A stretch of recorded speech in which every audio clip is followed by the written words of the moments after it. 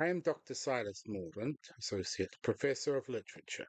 I want to begin today with a brief methodological statement, which I do not typically offer, and which I'm only offering now because I feel it is required, because I've learned over the course of the series that certain audiences benefit from the scaffolding before the building. The statement is this: rigorous literary analysis requires the analyst to follow the evidence where it leads, regardless of whether the destination is comfortable, regardless of whether the destination is fashionable, and regardless of whether colleagues in adjacent offices find the destination professionally inconvenient. I have tenure. I mention this not as a boast, but as a contextual fact. It means that what I'm about to argue is being argued on its merits, and that its merits alone are what I invite you to evaluate. We are here to examine Ken Kesey's One Flew Over the Cuckoo's Nest, published in 1962. It is a novel almost universally taught as an extended metaphor. The ward as society, the combine as institutional power, Nurse Ratched as the human face of systemic control, McMurphy as the spirit of individual resistance crushed beneath the machinery of conformity. This is a reading of genuine sophistication, and I don't want to imply that I'm simply dismissing it. No, I'm superseding it, because the reading I'm going to offer today begins one step further back, at a question the metaphorical reading never asks, because the metaphorical reading considers the question already settled. The question is this: what if the combine is real? I do not mean this rhetorically. I do not mean it as a thought experiment. I mean it as a literary and analytical proposition that I have examined with the care it deserves, and found it to be not merely defensible, but on the evidence available within the text, the more rigorous position.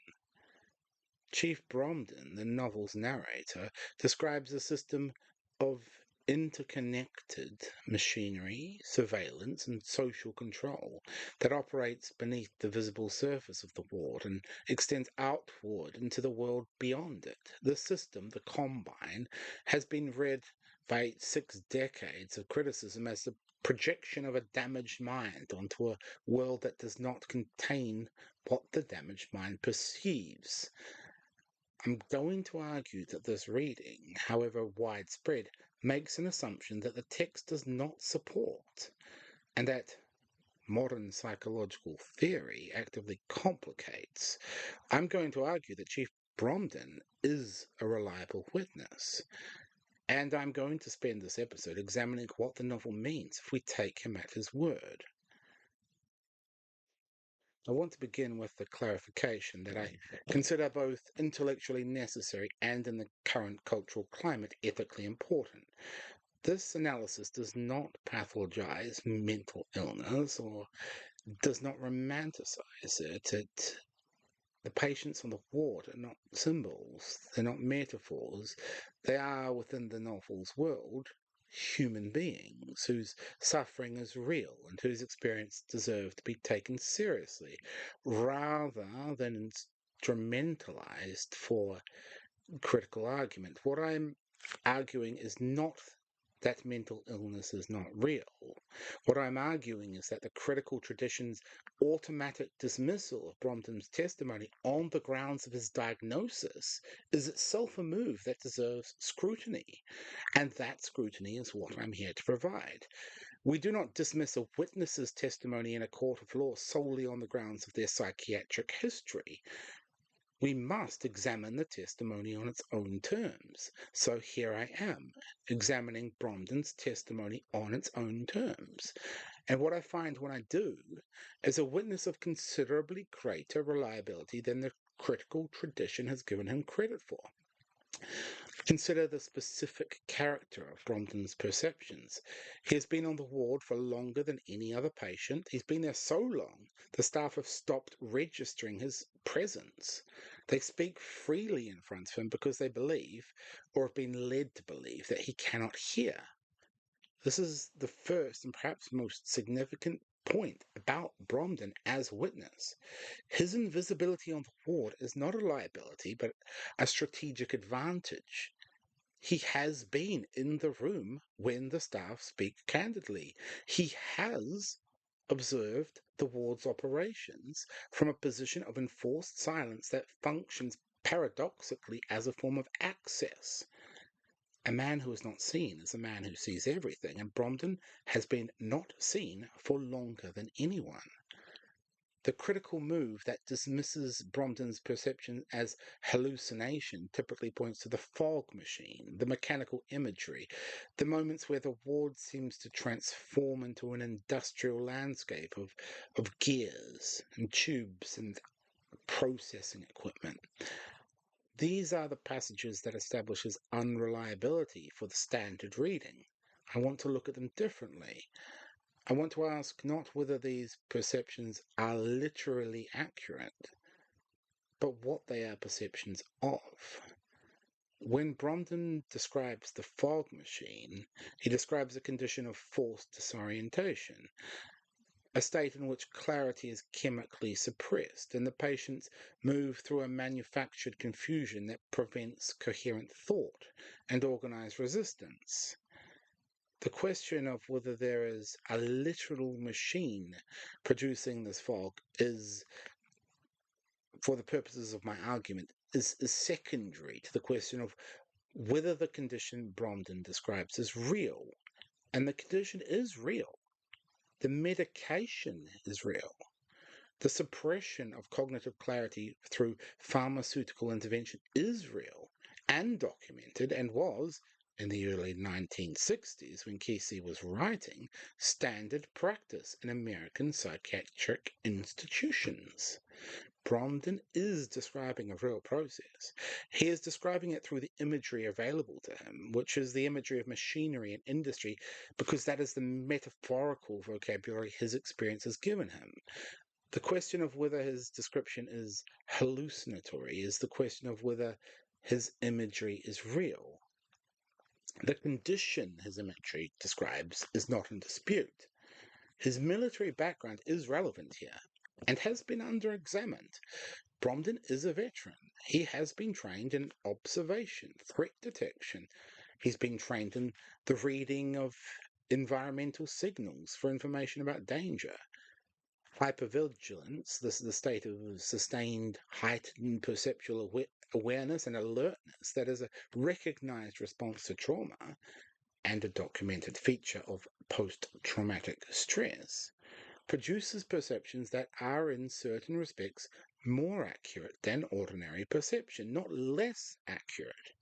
The hypervigilant observer notices things. The hypervigilant observer reads the room with an acuity that the non-traumatized observer misses. What looks like paranoid overreading to a clinician operating within the institution's own diagnostic framework may be, in the terms of contemporary trauma psychology, accurate threat detection in an environment that is genuinely threatening. I'm not necessarily asking you to accept that the gears are real. Just accept that the threat is real, that Bromden's perceptual system is calibrated to detect that threat, and that his testimony about its nature and operation deserves the same evidentiary weight we would extend to any witness whose background demonstrates relevant expertise.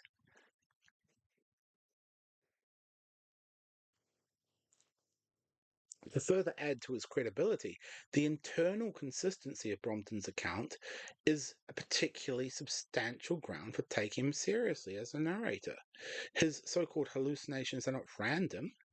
They're not the disordered production of a mind-generating noise. They are systematically institutional in their content.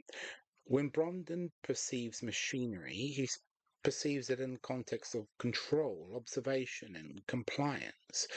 When he perceives fog, he perceives it in the context of pharmaceutical suppression and enforced passivity.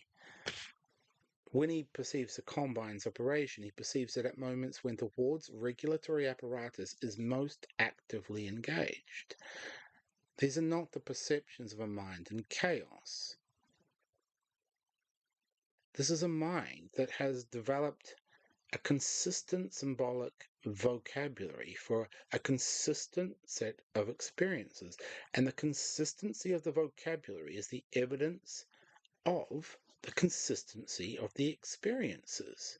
A random hallucination does not produce a systematic account, but Bromden does produce a systematic account. The system he describes is the combine, and the combine, I'm arguing, is what he says it is. In 1975, Michel Foucault published Discipline and Punish, a work of historical and philosophical analysis that examined the mechanisms by which modern institutions produce what he called docile bodies, subjects whose behavior is regulated not through explicit coercion, but through the internalization of surveillance and normalizing operations of disciplinary power. Foucault was not writing about one flew over the cuckoo's nest. He was writing about prisons and schools, hospitals, barracks. He was writing about the panopticon, Jeremy Bentham's architectural design for a prison in which all inmates are potentially visible to a single observer at all times. The effect of which, of course, is that inmates regulate their own behavior because they cannot know when they are being watched. So they must therefore behave as if they are always being watched. He was writing about the clinic's production of the patient as a category of person defined by their deviation from the norm. He was writing about the examination as a mechanism of power that simultaneously observes the subject and produces knowledge about them that is then used to regulate them further. He was, in other words, writing about the ward.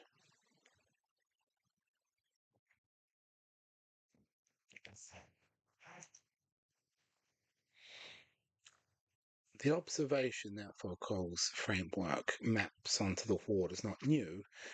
It has been made before in the context of the metaphorical reading as a way of saying that there was some anticipation of Foucault's insights about institutional power.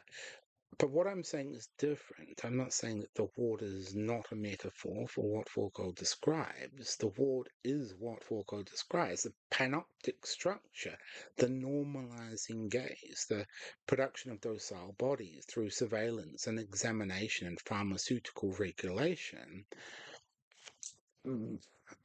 This is not Bromden's projections onto a neutral therapeutic environment. They are the ward's actual operating principles. Bromden has described them with the accuracy of a witness who's been inside the panopticon long enough to really truly understand its architecture and what it means for each person within. Instead of the ward's physical structure, the nurse's station is positioned at the center of the ward, behind glass, with lines of sight to every patient area. This is not a therapeutic design choice, this is a panoptic design choice. The glass ensures constant visibility. The patients can always be seen, the staff can always observe. The observation is not incidental to the ward's function. This is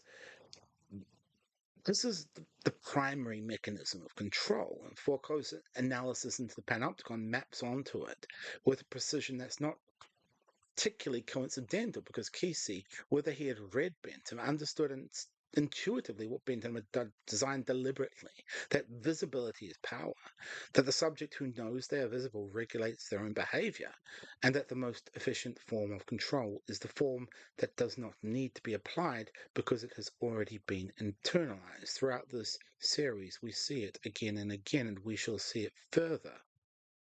Bromden calls it the combine. He describes it as machinery, interconnected components operating beneath the surface of the visible institution. Foucault calls it disciplinary power. Two different vocabularies for the same phenomenon. And the fact that Bromden arrived at his vocabulary through lived experience rather than through historical scholarship is not evidence of his unreliability. He is aware. He is perceived from the inside what Foucault perceived from the archive, and the correspondence between their accounts is a particularly substantial piece of evidence that we have for treating Bromden's testimony as reliable. Published 17 years after Kesey wrote. Bromden described the panopticon before the academic literature existed to validate his description. Coincidence or confirmation? I do not find the coincidence reading particularly satisfying. The fog machine is Foucault's pharmaceutical component. The group therapy sessions are Foucault's examination, the mechanism that simultaneously observes the patients and produces the normalizing knowledge used to regulate them. The big nurse's log, her careful records, her notes on every deviation from expected behavior. This is the dossier, the file, the accumulated documentary power that Foucault identifies as the instrument through which disciplinary institutions convert observation into leverage. Every element of the ward's operation that Bromden describes as the Combine's machinery corresponds to a component of Foucault's disciplinary apparatus. And the correspondence is too systematic to be the product of a disordered mind projecting coherence into chaos. Bromden is not imagining this machine. The language may be wrong, but it is his language. It is the only language available to him. And the machine is real, and Foucault spent his entire career explaining why. So to briefly introduce a second theoretical framework here, because the triangulation shall strengthen the argument, and because the framework I want to introduce approaches the same problem from a different direction and arrives at a conclusion that corroborates Bromden's account in a way that I find, the more I sit with it, almost startling in its precision.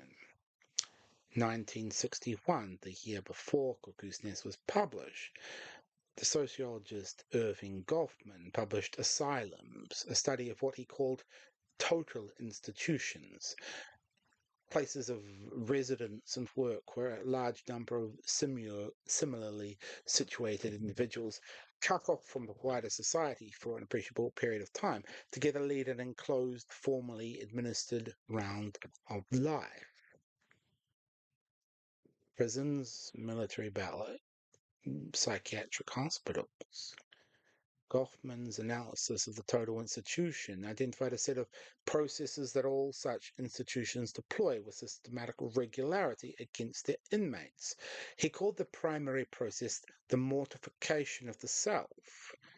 On admission to a total institution, the inmate is stripped of all the identity supports that ordinary social life provides.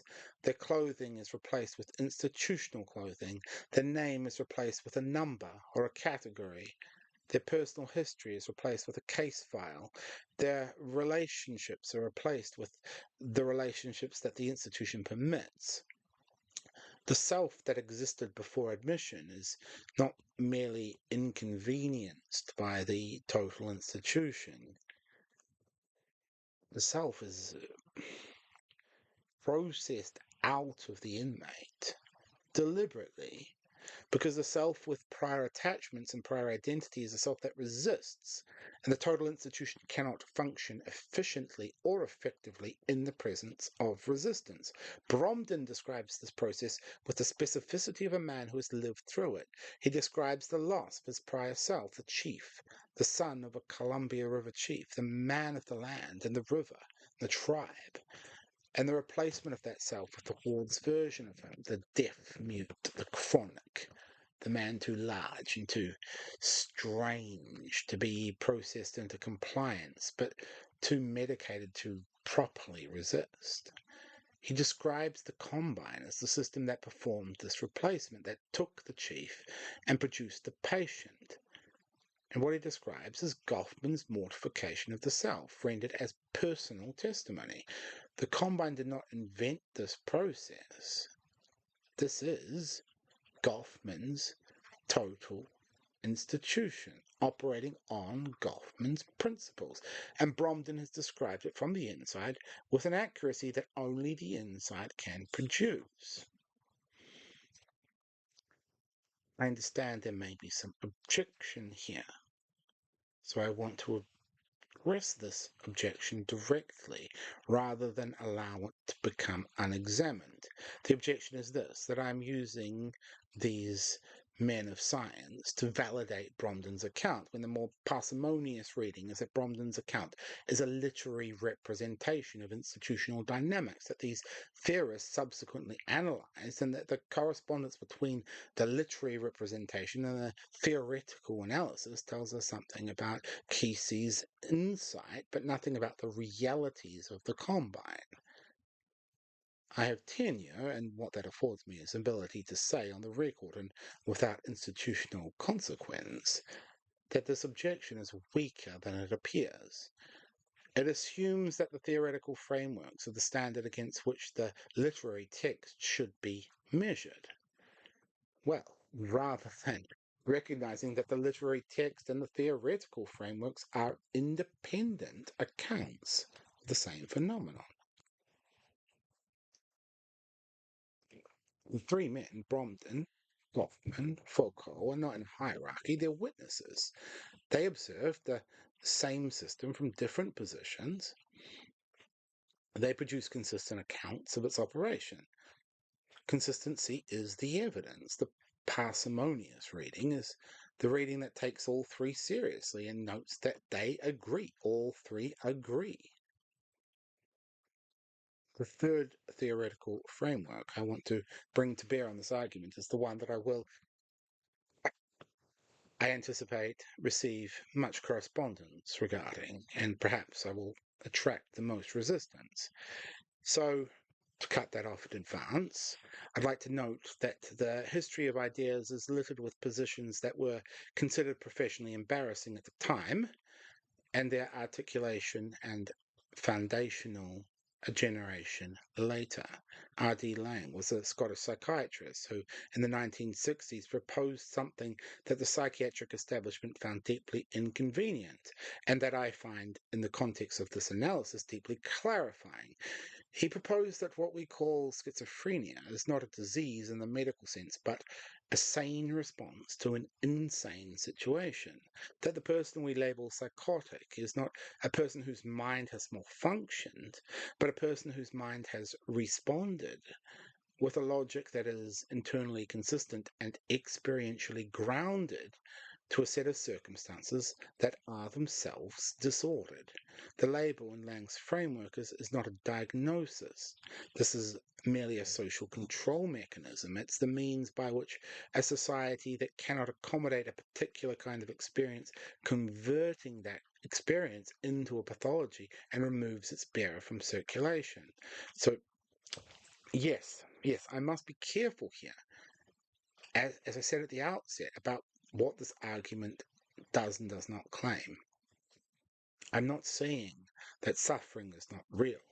I'm not claiming that the experiences we currently understand as psychotic symptoms are not genuinely distressing or genuinely disabling.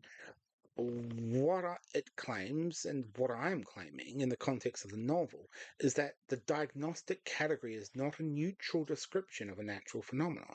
It is a social act with social consequences, and the most significant consequence on the ward in One Flew Over the Cuckoo's Nest is that it removes the patient's testimony from the category of reliable evidence. Once you are diagnosed, you cannot be a witness. What you perceive as a symptom, what you report as a manifestation. The diagnostic category is the mechanism by which the combine ensures that the people who have seen it most clearly are least likely to believe. Look at the ward's population through Lang's framework, and what you find is not a collection of people whose minds have malfunctioned. You find a collection of people who are incompatible with the social order's requirements. Harding is too intelligent and too sexually complicated for the world outside the ward to accommodate without discomfort. Billy Bibbett is too sensitive, so undefended, so constitutionally incapable of the performance of masculinity that the outside world demands. Bromden is too large, too Native American. too much the embodiment of a prior claim on the land that the Combine has spent a century processing out of the national memory. Incompatibilities, that is what they are.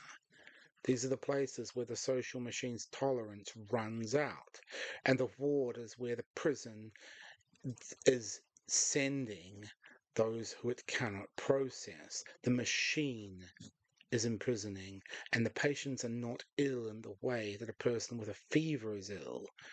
They're ill in the way that a round peg trying to fit into a square hole is ill.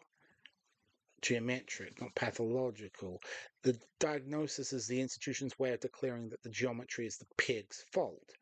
McMurphy is another sharp piece of evidence for this reading, and I suppose I have to deal with him because he's the character whose presence on the ward is most obviously not the product of genuine psychiatric illness, and most obviously the product of a calculation about institutional convenience.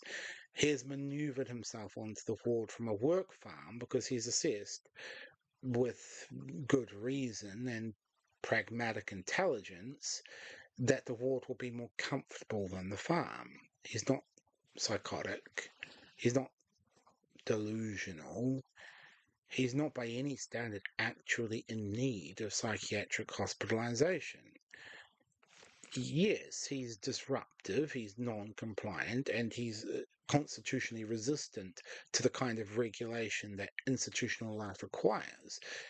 In Liang's terms, he is maximally sane. He perceives the institution clearly, he names its operations accurately, he refuses to internalize its normalizing gaze, and the institution's response to his maximum insanity is to convert it to a medical problem. His non-compliance becomes a symptom, his resistance becomes a diagnosis, his refusal to be processed becomes the evidence that he requires more processing. The lobotomy at the novel's end is simply the Combine completing its work on a subject who proved too resistant for the ordinary mechanisms of control. The machine succeeds. It has to use a larger instrument than usual, but it does succeed on McMurphy. This is what I mean when I say that Liang's framework does not merely illuminate the novel's themes, it validates Bromden's account of the Combine's operation. The Combine, as Bromden describes it, is a system that converts non-compliance into pathology, and it uses diagnostic apparatus to neutralize resistance. And it processes its subjects into becoming docile through a combination of pharmaceutical suppression, behavioral modification, as well as the systematic removal of any self-conception that might support resistance. Liang describes exactly this system. He describes it as the psychiatric institution's actual operating principle rather than its aberration. And Bromden, from inside the institution before Liang published, before the anti-psychiatry movement had given this perception any theoretical legitimacy, described it with the accuracy of a man who was living it. Find this convergence, Bromden, Goffman, Foucault, Liang, all arriving at consistent accounts of the same system from different positions, to be a particularly substantial body of corroborating evidence. The weight of this evidence is why I'm making this argument in this format rather than keeping it in the margins of my own research, where it has been sitting insufficiently shared for longer than I am comfortable admitting.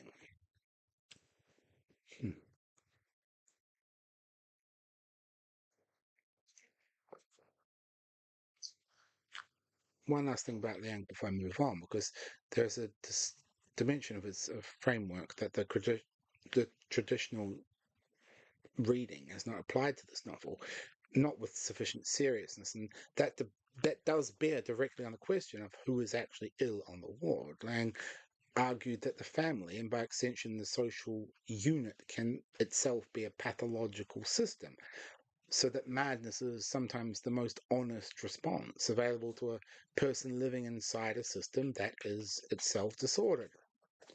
The ward is a social unit. It has its rules and its hierarchies and its shared fictions about what is happening there and why. The shared fiction of the ward is that it is a therapeutic environment, that its operations are directed toward the patient's recovery, that Nurse Ratched is a caregiver and the medications are treatments and the group therapy sessions are spaces of healing. Every patient who has been there long enough knows this fiction is a fiction. The acutes who play along with the fiction, who perform compliance and perform recovery and perform the attitude that the institution rewards, are not recovering. They're learning to maintain the fiction more convincingly. They're not recovering. The patients the institution labels most disturbed are the patients who are least willing to maintain the fiction. Bromden will not speak. His silence is a refusal to participate in the fiction's maintenance, and the institution has labelled it a symptom because labelling it as a symptom is the only move available to an institution that cannot acknowledge the alternative interpretation, which is that the silent patient has simply decided that speaking the institution's language is a form of collaboration that he is not willing to perform. Shades of Caliban, perhaps. Now, I've said already I do not intend to read Nurse Ratched as a villain, and I want to spend some time on this. The refusal to read her as a villain is not an act of contrarianism or desire to be eccentric. It is the necessary consequence of taking the Combine seriously as a system rather than a metaphor. So if the Combine is real, and if Ratched is its operative on the ward, then she is not the source of the ward's pathology. She is some kind of maintenance engineer. And this distinction does matter because it changes the question the novel is asking. If Ratched is the villain, then the novel is asking, what do we do about people like Ratched? And the answer is, depending on your reading, remove them or fight them, resist them, or humanize them, and thus the institution will be different. We will fix the institution. But if we see her as the system's maintenance engineer, then the novel is asking something harder and perhaps more interesting. What do we do about systems that produce Ratcheds? And the answer to that question is not available within the ward, because the ward is inside the system, and you cannot reform a system from a position that the system defines and controls. And this is what the novel's ending understands, and what the reading Ratched as villain misses. When McMurphy attacks Ratched and Ratched is incapacitated, the ward does not change. A new operator arrives. The processing continues. The system does not depend on Ratched's particular psychology or her particular cruelty or anything in particular about her. It's simply the position that she occupies that matters, and this position persists when she as a person does not or cannot. Bromden knows this. This is part of what he has understood from his years of invisible observation, that the people who operate the Combine are not its authors. They're its products as much as the patients are its products. They're shaped by the system's requirements into the forms that the system needs them to take. Ratched is not a sadist who has found a job that suits her sadism. She is a person. She's a person who has been formed by an institution into the shape that that institution requires its operators to take. And that formation is so complete that she cannot see outside it. And to her inability to see outside it is the greatest achievement of the system. And the system that achieved that will achieve it again with her replacement. So how to reconcile this respectfully with the novel's actual achievement? The reading that makes Ratched a symbol of emasculating femininity, the castrating mother figure, the phallic authority of the female administrator suppressing the masculine vitality of the patients, That's a reading I find actively misleading and particularly reductive. It personalizes and genders what is structural and institutional.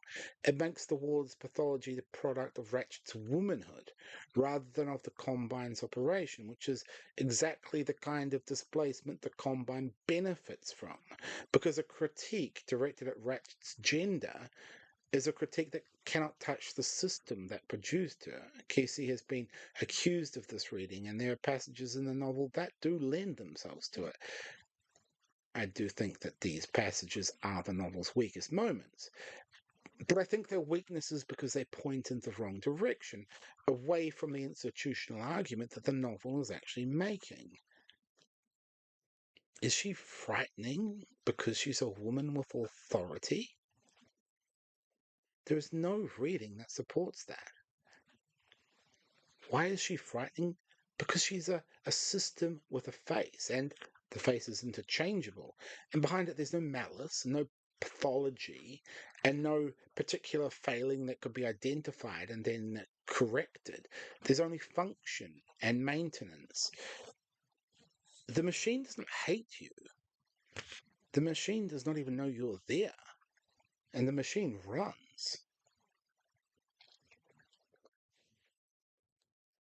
And so, in the novel's final moment, Chief Brompton's escape, well, this has been treated as the novel's affirmative gesture, that triumph of the individual spirit and the recovery of the self, and the moment where nature and vitality in the pre-institutional world reassert themselves against the machinery of control.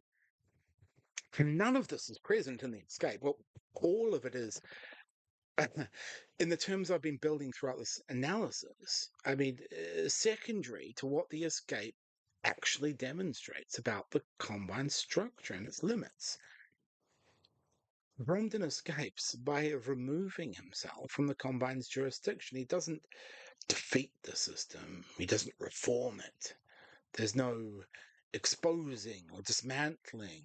There's no evidence produced to bring it down.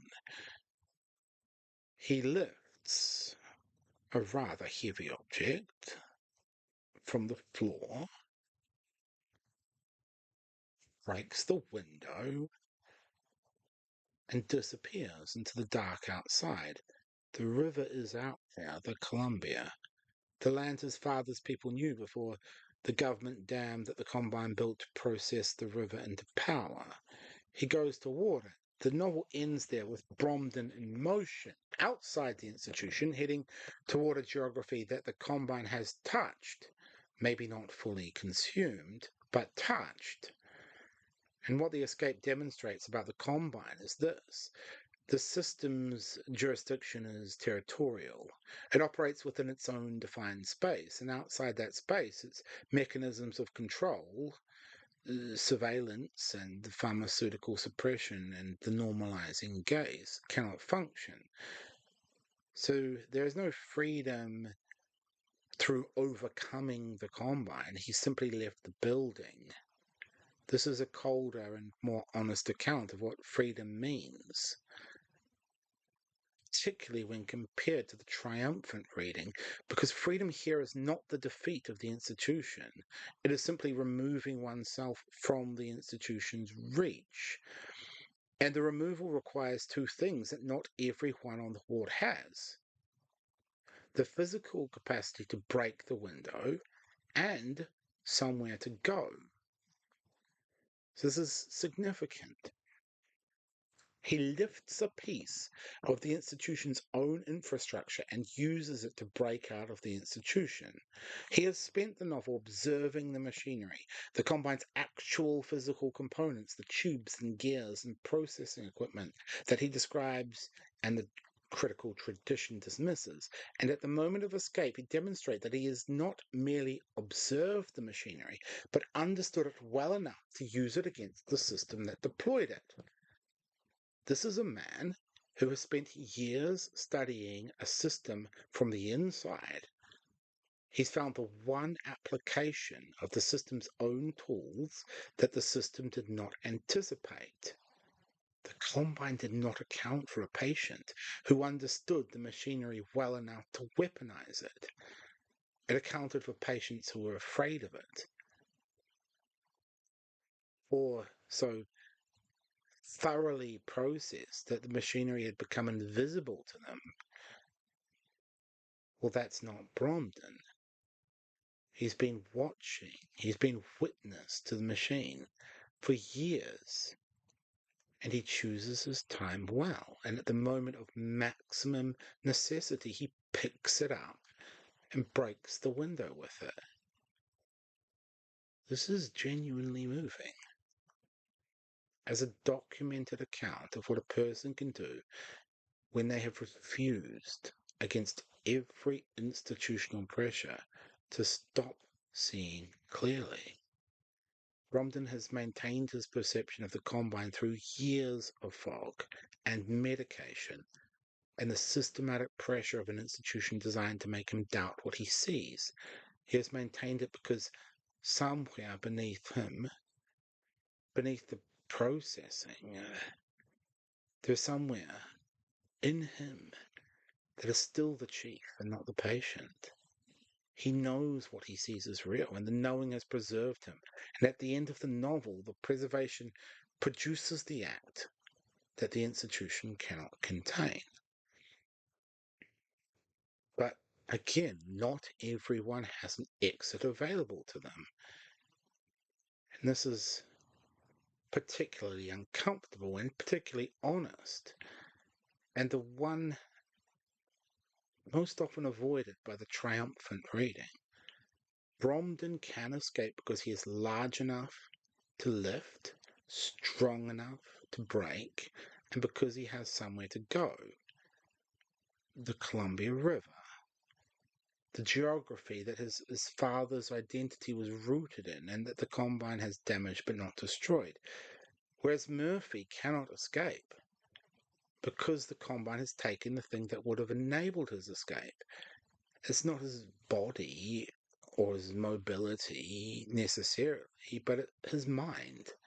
The lobotomy is the system's acknowledgement that McMurphy's mind was the only part of him that it could not process through ordinary means. Bromden smothers McMurphy with a pillow before he escapes, and this act has been read as mercy and love and restoration of dignity, and yes, it is. But it's also the novel's acknowledgement that the Combine wins more often than the triumphant reading would like to admit. After all, McMurphy is not a symbol of resistance that cannot be extinguished. McMurphy is a man who resisted and was extinguished. And what survives him is not his spirit, but Bromden's memory of him. Bromden carries that memory out through the broken window and into the dark. And the memory is not a victory over the Combine. It's what the Combine could not process. It slipped through. And not everyone has a river to go to, and not everyone has a prior self that the institution has failed to fully reach. Not everyone has the physical capacity to lift and break, or the geographic fortune to have a window that faces away from the Combine's jurisdiction. The novel does not say this explicitly because the novel ends with Bromden running, and the image is, in its way, beautiful. He is running, but the ward is still there. The operators are still there. The patients who could not lift the panel are still there. And the fog machine is running, and the group therapy sessions are scheduled. The Combine does not register the broken window as a defeat. It's a maintenance issue. The glass will be replaced, and the processing will continue. I am Dr. Silas Mordaunt, Associate Professor of Literature. The analysis is complete, but I'd like to close it with the observation that has been implicit in everything I've argued today. Let me just make it explicit, precisely once at least. The Combine, whether you accept my ontological argument or not, whether you follow me to the position that Bromden is a reliable witness describing a real system, or whether you remain in the more conventional position that the Combine is Kesey's metaphor for institutional power rendered through the perceptions of a damaged narrator. The Combine does not require your belief in order to function. That's what I want you to take from this analysis, and it's what I think the author understood with the particular clarity of a writer who had worked in a psychiatric institution and had seen from the inside what the institution did to the people inside it. The system does not need you to know it is a system.